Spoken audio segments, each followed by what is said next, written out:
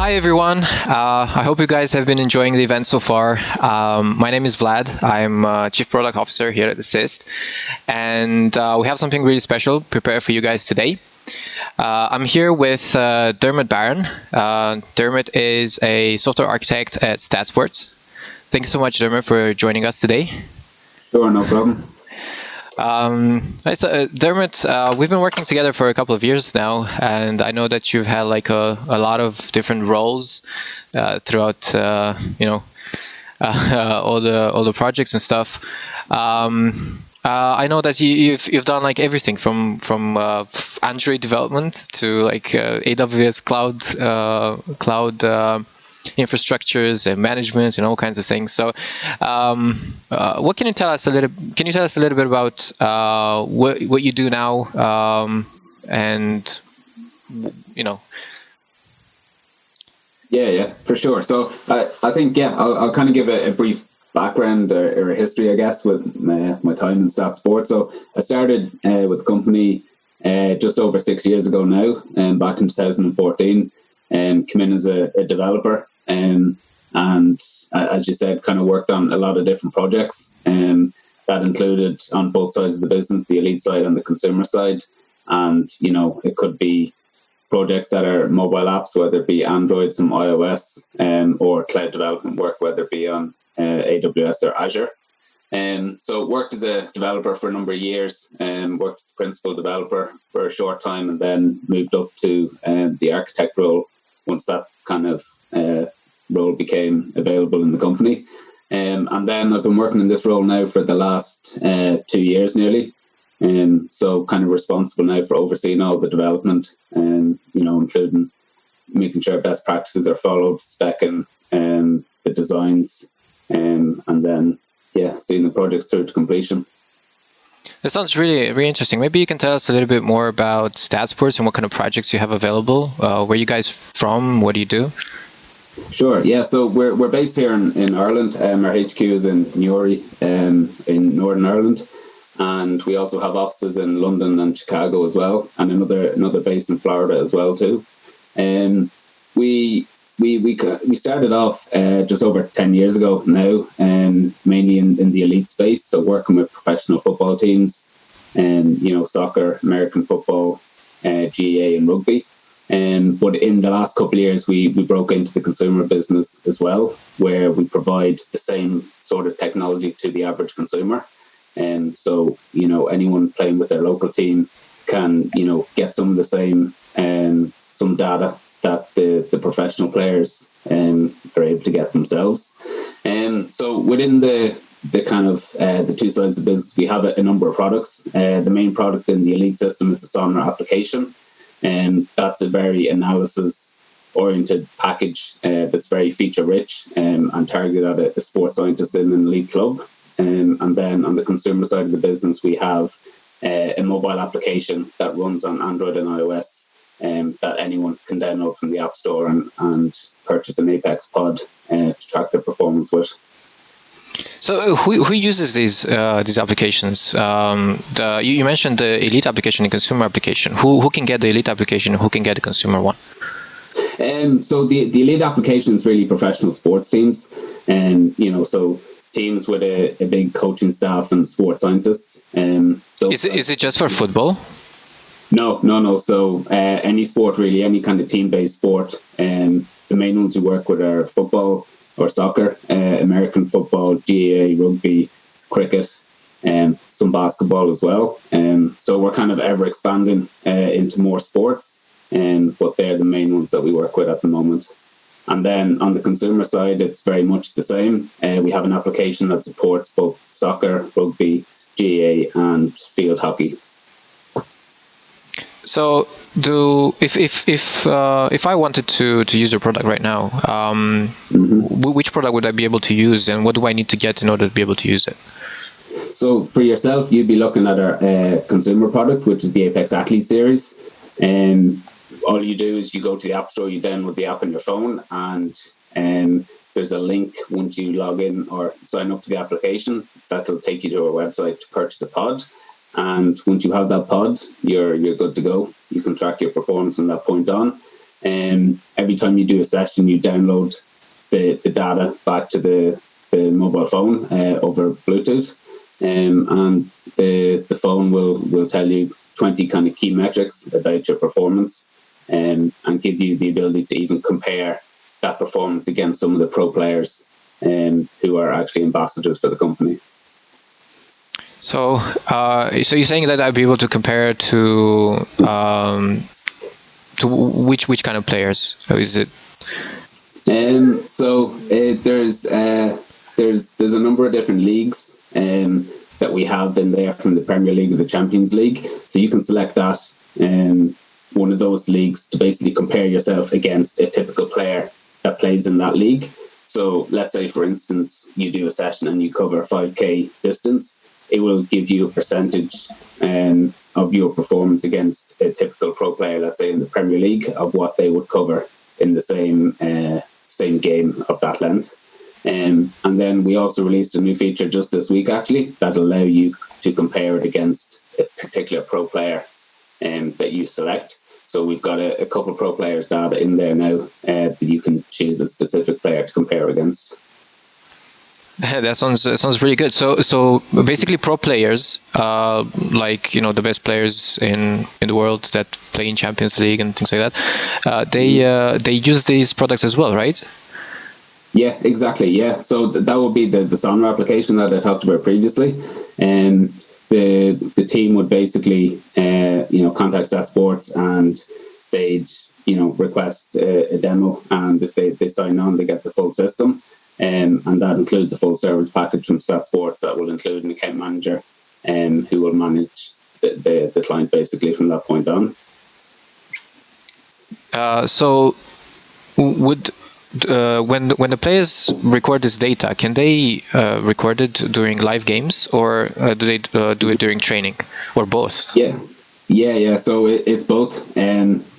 So within the elite space, we have a couple of products. The Sonra desktop application is one of them, but we also have two other applications that actually assist developed, which is the live iPad application and the live Apple Watch application, which the teams can use in both training, and in some leagues they can actually wear it in games now as well. Just in the last couple of years, some leagues okayed that for them to wear the devices during games. So the iPad is essentially a tool for monitoring the whole team throughout a live game or practice session. There's similar type of metrics that we provide in the Sonra application, although it is kind of a more limited number due to the data coming in live, but it's around 20 of the most important metrics that people are interested in. And then the watch application is more of a tool that a coach would use in a rehab session, so they can connect up to 8 Apex devices to the watch and monitor that data live as they're, typically in a rehab session, training with the player. Right. So these devices, they capture the data during these sessions, and then people can view it on their computer to analyze it later on, or they can view it live while it's happening. Exactly. So players need to wear this device on their person, right? How is it a really big device? Like, is it comfortable for them, or how does that work? For sure. So it's kind of a typical wearable device, and it's only about 2.5 inches long and kind of sits in the middle of the shoulder blades on the back in a special vest that we actually produce as well. And once it's on, the player really never knows it's there. It's that light that it doesn't cause any discomfort to them. Right. So what kind of metrics can this device record? What's the most interesting ones? So in the elite side in Sonra, there's upwards of 150 metrics, and they include kind of common ones that people would know about: total distance, max speed, max heart rate, things like that. But then it kind of gets into more detail about, kind of more sports science specific ones, such as high metabolic load, distance, dynamic stress load, or even probably one of the more unique ones is step balance. which gives you a breakdown of how much you're spending on one foot compared to the other. So it's kind of pretty good for, telling when players are off balance. So that's probably one of the most interesting metrics in the system. So So each player needs to wear this device, right? And they go on the field, they run around during practice or during the games, and this data is being recorded. The most analysis part is being done offline once the data is downloaded, right? Exactly. Yeah. You can also view some of the information live in order to make some quick decisions, but most of the analysis and the reporting is being done once the training session or the game is finished. Exactly. Now, who uses this data? So typically the user of the data is a sports scientist in the club.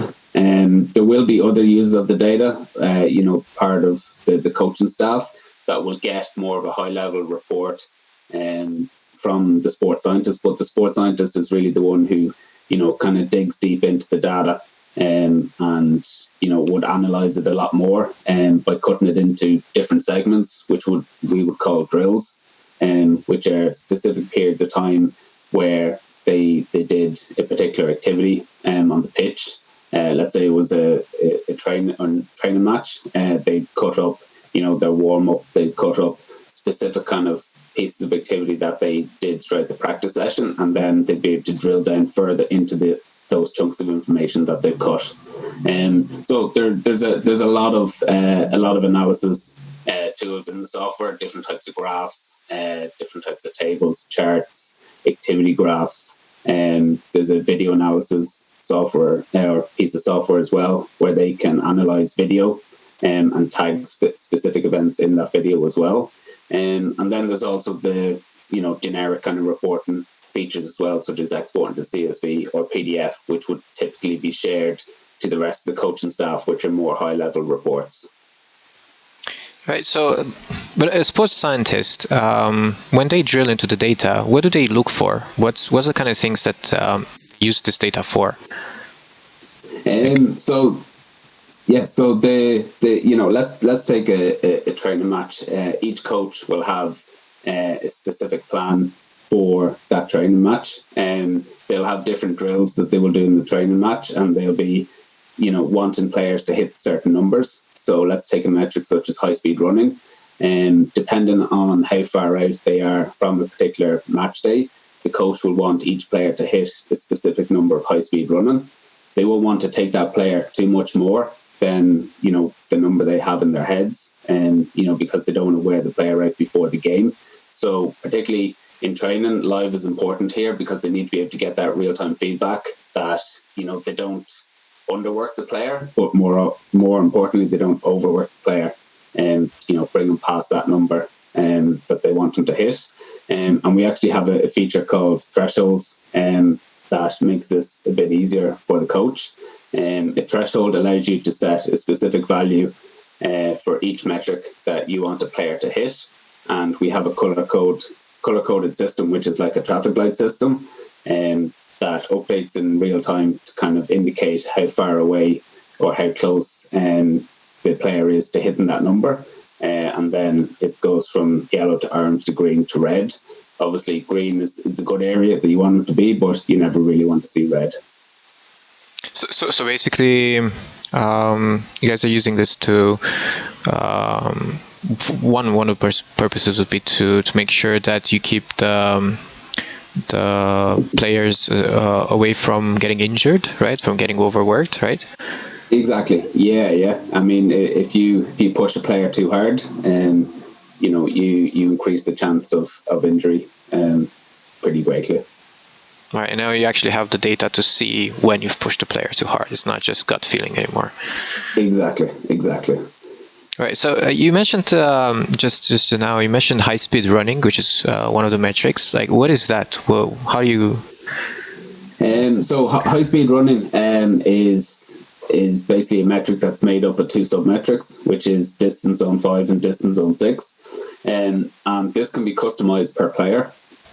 So each player has 6 speed bands, and 1 to 6. High speed running is the speed band from zone 5 and zone 6, and that can be customized per player. So let's say my high speed running value could be different than yours based on what zones I set, but typically it's it's considered anything above 5.5 meters per second, but could be customized either higher or lower depending on the actual player. Right.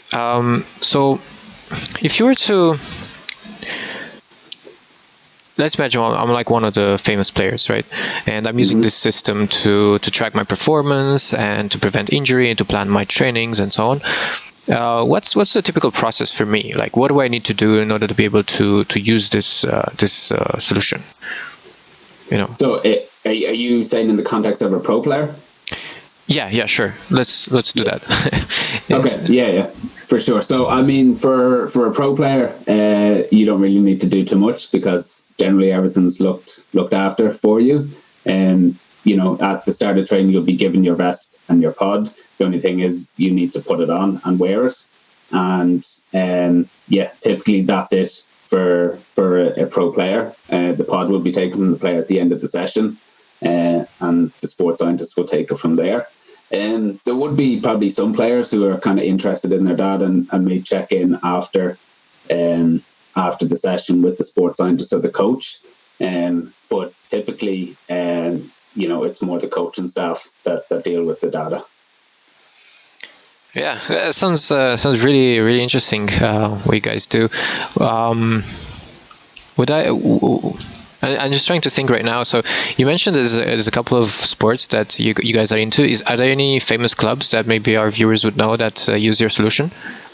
Yeah, for sure. So I think if probably some of the biggest soccer teams in the world in the Premier League, Arsenal, Manchester United, Liverpool, they're all big clients of ours. In terms of rugby, we work with a lot of rugby teams across the world as well. I think you're interrupting there for a little bit. Our biggest club there. Yeah. Sorry, can you hear me now? Yeah, we're back. Thanks so much. Okay, perfect. So I mean the biggest teams are probably the football teams in the Premier League. So if your audience is familiar with the Premier League, a lot of the teams in the Premier League would use our stuff. Okay. What are your future plans? Do you have any kind of new ideas or new directions that you guys want to take in the future that you can share with us right now? Is this? I mean, at the moment, our seminar platform is still pretty new, so we're constantly building on that and developing new features, and obviously continuing forward, trying to break into more sports, more regions around the world, and there will be some new products along the way as well. Probably nothing too much I can talk about here now, but yeah, it's definitely an interesting space to be in at the moment. Yeah, understandable. Thanks so much for sharing some of this stuff with us. So as you know, we're here at Open Doors, and we have a wide audience with a lot of people that are interested in software, programming, computer science, things like that. And I was thinking maybe you can just give us a little bit of your wisdom, because you've done so many things throughout the years. What are your thoughts about having a successful product? Well, what do you think what's the secret behind building a successful product? So I think for us, the main thing is to capture who your end user is, and really understand what their needs are. And once you do that, then you can build a product around them that they'll use.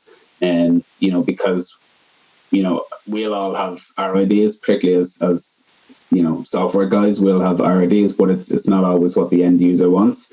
So the main thing is to really have an understanding of your end user and have someone represent them, And once you have that and understand that, then you know you're going to build a product that will get use. Okay. What do you, if you were to start right now in the software industry, if you were to just begin to learn programming and start joining the development world, what are the things that you wish you knew when you first started, and you know now, but it's a bit too late or something like that? Yeah, good question. I mean, I guess there's never really been a moment, you know, that I kind of look back on and kind of say, oh, I wish I knew that before I started, and you know, maybe I would have, you know, chose a different path. You know, I think, you know, it's definitely an exciting field to be in. It's definitely a field you need to keep learning in. It's not kind of a field that you do your 4-year degree or whatever it may be, and that's you know, the technology is constantly changing. You need to, you know, continue learning to keep up to speed with it, and you know, learn lots of technologies, you know, from cloud technologies, mobile technologies, so you kind of have a good kind of feel of you know, of a lot of the areas where you might end up working in. But yeah, I think in terms of advice for coming into the industry, it's, you know, it's exciting, and you know, if you're a lifelong learner, then you know, it's definitely the industry to be in. Yeah, I think that's something that I would have said as well. I think that one of the most important things would be to learn how to learn and continuously learn. And not just stop. You know, I learned how to program in, let's say, Objective-C, and then I'm done for the rest of my life. And then you realize that 5 years later, Objective-C doesn't exist anymore. I need to do it in Swift. You know, where are all the Windows apps? You know, the Windows mobile apps. I'm sure that there have been like thousands, tens of thousands, maybe more developers that were just focused on mobile Windows applications, and then the entire field just went away. So what do those guys do, or girls? So they need to learn continuously and get ready to adapt in this industry. Exactly. It's pretty tough, I say. Yeah, for sure. And I think you know, you can definitely specialize in one particular area, but you know, I wouldn't say, you know, confine yourself to that area, because you know, if something like that happened where, you know, one day Windows Phone went away, you know, if you were specifically you know, specialized in that area and really didn't have a grasp of any other areas, it'd be a big task to kind of upskill yourself at that particular point. Whereas if you were kind of keeping up to date with other technologies and very familiar with them, that move would be a lot easier. Okay, that's sounds really interesting. Like, we should really have a beer one time again. I mean, we visited, sure. Yeah, we visited you guys a couple of times in Ireland, but we've had many beers. Yeah, but you guys have never actually, you have never come here, like other people from STATSports have, but like we're waiting for you to come here and sample our range of drinks and do some other crazy stuff once this pandemic is done.